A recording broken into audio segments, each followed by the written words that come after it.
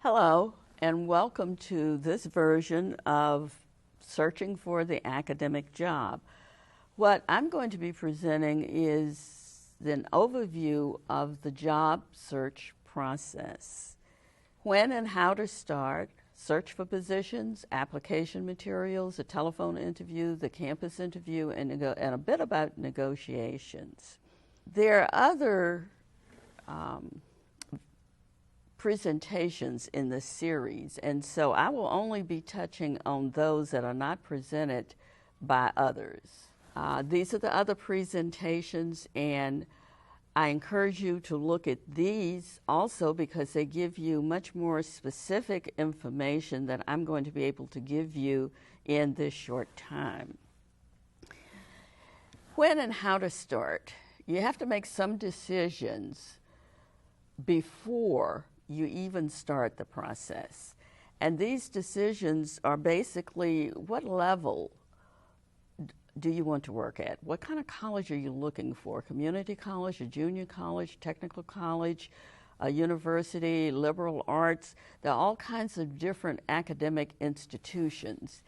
And you will need to make that decision because what you do from now on will lead you to the position that you desire. Are you looking for a tenure track or non-tenure track position? Sometimes you need to go with an untenured track position because that's all that's going to be available. But if your desire is for a tenure track position, then I want to encourage you to start off looking for that kind of position first. And when do you begin?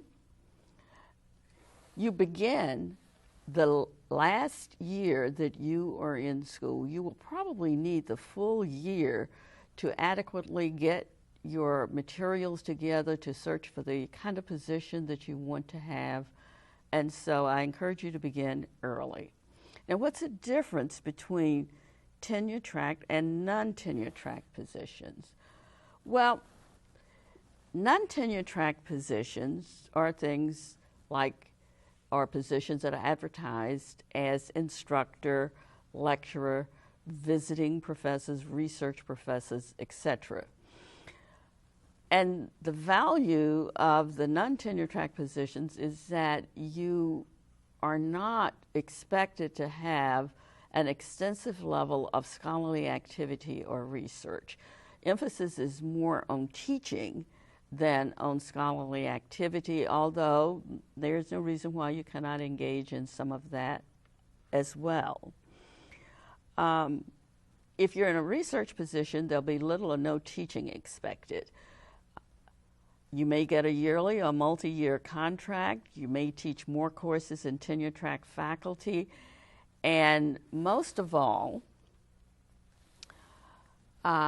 you will not be able to serve on any of the committees that require tenure status. In a way, they may be a blessing. Tenure track positions, on the other hand, carry a lot more responsibilities, but there's also more protection with those. For example, the AAUP guidelines denote 6 years as your probationary period. That's to give you an opportunity to get your research agenda started. These positions usually require considerable scholarly and research activity for awarding of tenure. Now, don't forget, tenure only protects you from being dismissed without following the procedures and policies of the institution. Doesn't mean that you can stay forever if you're not meeting the requirements of the job. Also, there are some committees like promotion and tenure committees that require you to have tenure status in order for you to serve on those committees. This would be an advantage in that you would learn to what are the requirements for the different positions, for example, promotion to full professor. Now, where are you going to search for positions?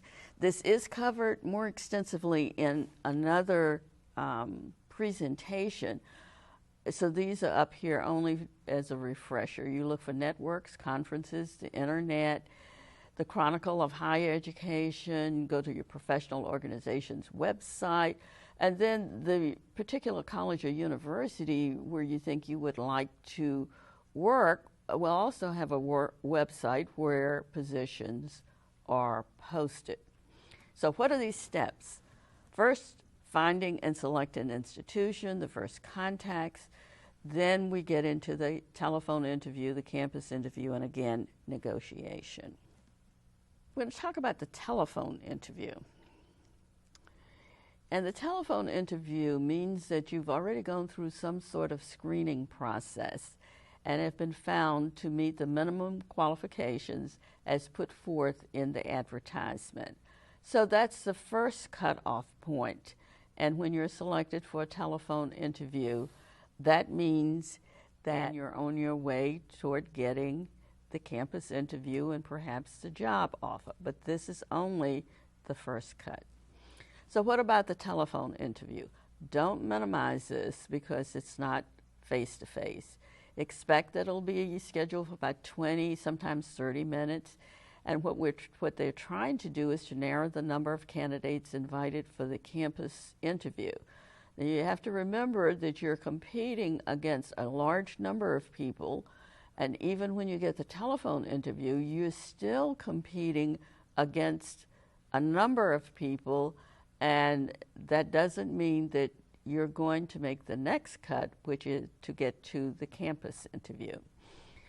What you can expect is that all candidates will be asked the same set of questions. And so whatever you're asked, this is what the other candidates are going to be asked also. Follow-up questions can be asked, even though there's the same set of questions, depending on what your answer is. They may want more information, and so it's not just the set of questions, but it's also going to be the follow-up questions. And then you as a candidate usually have an opportunity to ask one or more questions. Here are some hints for the telephone interview. You need to have your application materials handy. You don't know exactly what questions they're going to ask you because these questions are not sent to you in advance, so you need to have those. Don't ask questions about salary, teaching, or any other responsibilities because the committee, usually made up of many people, not only just from the particular department where you are seeking a position, they don't have the authority to make any commitments to you, and they really can't describe what you're going to be asked to do. They only know what's in the advertisement. Do try to answer the questions completely and directly. Try not to go off on a tangent. You want to give enough information, but you don't want to get into storytelling. Most of the questions are probably going to ask for an elaboration of material in your cover letter and CV. And most of all, be sure to say thank you at the end of the interview. The next important task is going to be preparation for the campus interview. The campus interview is where you get a face-to-face interaction with the members of the committee, usually the department chair, the dean. You get to interact with some students, you get to see the campus, and you may have to make a presentation, or you may have an opportunity to sit in on presentations by other people. So you definitely can expect to meet with the search committee. And at that time, they're going to be asking you more questions that are geared toward deciding whether or not you're going to be a good fit for what they're looking for in terms of expertise, and also a good fit in terms of whether or not you're going to fit into the existing faculty. You do get an opportunity to meet with faculty and administrators, such as the chair and the dean, and you can meet with students so that you get a sense of what the students are like. even though they're probably going to make sure that you meet the better students, you still get some sense of what the students are like. You'll probably take a tour of the campus. This is your opportunity to get outside of that particular department or that particular group of people and see a broader picture to get a better sense of what a university is like. You may have seen a video or taken a website tour, which gives you a lot of valuable information, but it's not quite as informative as being there in person. And you may have some social events. Most likely you will be taken out for some meals, but there also may be a reception. And you need to be aware that you are being scrutinized every moment of your campus interview. So here's some hints for your campus interview. You need to be knowledgeable about the institution and the department. Go to the website and see what they're about. If you can get a sense of the mission and purpose of the university or college and what some of their goals are. You may not get an opportunity to read their strategic plan, but this could be valuable information for where they're intending to go in the future. And if you can make reference to it in your campus interview, that shows that you have a lot of interest in this particular institution and this department. Be sure to dress appropriately. Business attire is usually what is preferred. They do notice whether or not you cared enough to put yourself together in a way to make a positive impression. Keep alcohol consumption to a minimum if you drink at all. Try not to volunteer personal information that doesn't relate to the job. A little later, I'll be telling you about inappropriate questions that they are not supposed to ask, but if you volunteer certain personal information, then not only do they not need to ask these questions, but then they can follow up with other questions because you initiated providing the information. And don't flirt. Don't think that if you make someone feel that you find them attractive or that you're available, that's going to help you get the job. I can assure you it will not, and it will work against you. Emphasize the contributions you can make. This is what you want to sell them on. I'm going to add to what you already have, and what you already have is very good, but I can take it to another level or in another direction. You're going to offend some of the faculty in the department if you propose to teach courses where they already have expertise. Look at what the advertisement said and gear your teaching expertise toward what they want, not what you're particularly interested in. I try to learn something about the names and professional background of the faculty in the department in particular, and the faculty on the search committee. It carries a sense that you know something about them and you're interested in them and you want to be a part of what they're a part of. And then prepare your questions in advance that you want to ask the interviewers at every stage, because whether it's the students or the faculty or the chair or the dean, they're likely to ask you, do you have any questions of me? And so you'd want to have those ready in advance and to know what they are. Save your negotiations. Don't try to negotiate during the campus interview process. You may ask questions that will lead toward what you want to present in terms of negotiations, but you really don't want to do negotiations until after you've been offered the job. If you're too eager in trying to secure resources and other kinds of help too early, this can be a turn off to the people who are interviewing you, because it makes it seem as if you're more interested in other things than in the basics of the job. And if you have to give a presentation, make your presentation short, 20 minutes.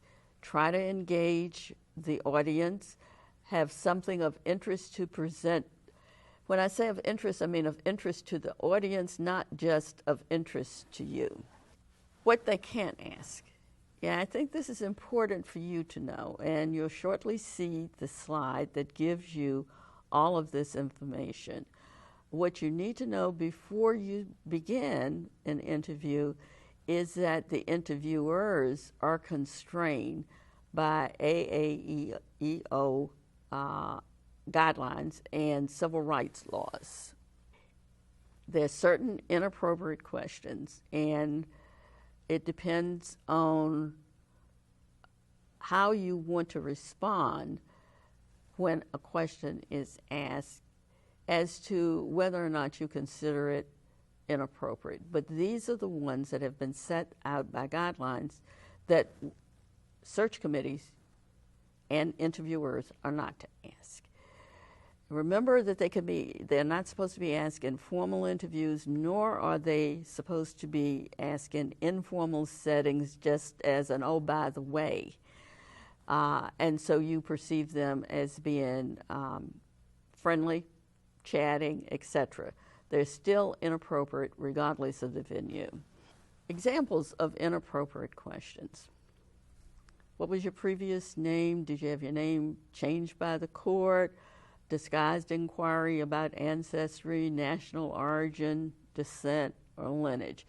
So someone might say, I'm wondering what your ancestry is, and that might, for some people, be a very friendly question, but in terms of the interviewing process, it is forbidden. Unless you volunteer it.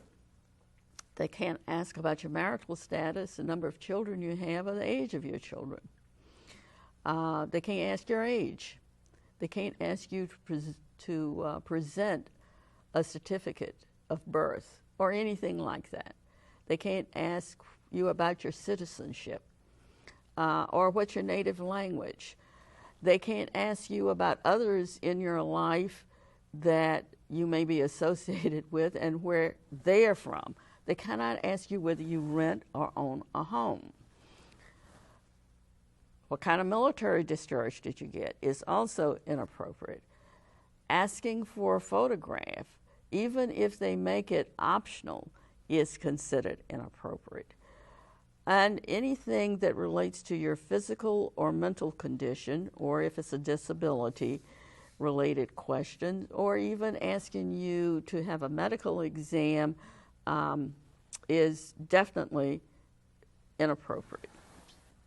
Now, how can you respond to when they're asked? I won't say that they won't be asked, but believe me, the people who interview you have been informed of what kinds of questions they may not ask. But sometimes, let's say somebody slips and they ask you a question that is inappropriate, or it's a disguised question in some way. What are some of the options that you have? You can refuse to answer the question. Just simply ignore it. You can refuse to respond. You can answer the question, but be ready to answer a follow-up question on it, or realize that the information that you provided may have given them some reason not to select you. That's why they can't ask these questions. You could say something like, whatever it was that they asked will not affect my ability to perform in this position. Let's say they ask you the number of children that you have, or do you have teenagers, or something like that. You can say, I don't think that that is going to affect how I perform in this position. You can give a vague, diffuse response. You can change the subject. You can ask the questioner a question. Oh, by the way, that reminds me that I wanted to ask you about. And then just let it go. But this is up to you. Sometimes you may be put in the position where you feel that it's rude not to answer the question. Let me assure you, it is not rude when you do not answer an inappropriate question. You are within your rights, and realize that it is not discourteous to either simply refuse to answer the question, to diffuse it, to take it to another topic, or to turn it around and say, oh, hey, that reminds me, I meant to be asking you about blank, whatever it is. Now, negotiations. Let's say you've been asked to join this particular department. They've made a job offer. It seems like the salary is within what you can accept. But there are other things that are connected to the job that you would want to negotiate for. My strong advice to you is to get the commitments up front before you accept the job and get them in writing whenever possible. Know in advance what you're going to ask for or what you think you will need, and then prioritize those and ask for what you think you will need in order to perform the job well. Understand the major requirements for the position. Before you go asking for anything, understand what it is that they're asking you to do. For example, what are the regular teaching assignments expected in this position, such as the number of classes that you will be expected to teach each semester? And are these classes lecture, labs, practica, internships? What are they? What's the expectation for scholarly and research productivity? What's usual for this level? And then really important that I think sometimes people forget is what are the service activities expected? As a beginning faculty member, these should be minimal, but you need to know what the department expects at the department, college, university, and professional or national organization level. Getting a clear understanding of what level you're supposed to perform service activities, and then what kinds of service activities are usually valued can be of immense help to you. And some possible things that you can ask for. What kind of release time for research do you get? Are there grad assistants? Very important for your professional development will be what kinds of funding is available to travel to for presentations and attending conferences. What do they expect in terms of the number of publications per year or in grants? You may not get a direct answer to this, but at least you'll get some sort of answer. They're really good at not giving you definite numbers for things like number of publications. Are there any administrative tasks that are associated with this position? What's the teaching load? And teaching-related responsibilities, such as, it really does no good for you to have a full-time teaching load and then have a considerable number of advisees. So you might want to ask what's expected, what's usual, and then ask for what you think would be reasonable, particularly for your first year on the job. You might want to ask, are there funds to get started on your research agenda? Some colleges and universities will have what they call a research package, and this is designed to help you get started on your publications and grant getting, and to build up your professional development. You might also want to find out, are there opportunities to earn extra money? Sometimes colleges and universities will pay extra for you to teach summer school classes. You might want to inquire if there are any such opportunities, whether you intend to take advantage of these or not. It might turn out that you would want to. So let's say that this is your opportunity to get your dream position. You will want to do the following. Be prepared for each step in the process. You need to do your homework just like you would do for a class. This is much more important. It may be your life. Find and use the resources that are available for you. And most of all, I wish you good luck in getting the academic position that you desire. Thank you.